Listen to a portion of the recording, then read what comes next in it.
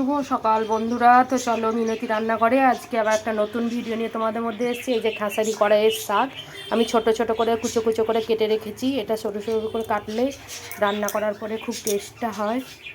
তো কড়া গরম হয়ে গেছে, আমি সর্ষের তেল দিয়ে দিলাম কড়াইয়ে। দিয়ে দিচ্ছি আমি এই যে ভাজা কড়াইয়ের ডাল, মানে কালো কড়াইয়ের ডাল, যেটা বিউলি ডাল হলো সেটা দিয়ে রান্না করব। আর এই যে বেগুন কুচো করে রেখেছি, আলু কুচো করে রেখেছি, তোমরা বড়ি দিয়েও করতে পারো। আর ফোড়নের জন্য দিয়ে দিলাম কালো জিরে, শুকনো লঙ্কা ফোড়নে দিলাম। এবার আমি আলুটা দিয়ে দিচ্ছি, আলু বেগুন আমি ভেজে নিচ্ছি।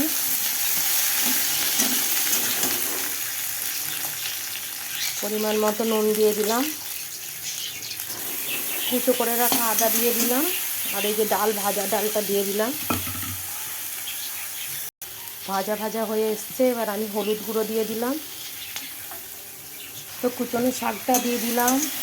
আমার ঠাকুমা পিসিমারা আগেকার ঠাকুমা দিদারা বলতো যে খেসারি কড়াইয়ের শাক একটু মাখা মাখা হলে টেস্ট হয়, ঝুড়ো ঝুড়ো হলে টেস্ট হয় না।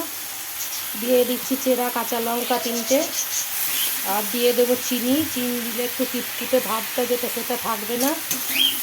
তো আমার রান্নাটা ভালো লাগলে লাইক শেয়ার কমেন্ট করো। তোমরা এইভাবে খেয়ে দেখো রান্না করে, খুব ভালো লাগে খেতে। তো রান্নাটা আমার হয়ে গেছে, চলো টাটা।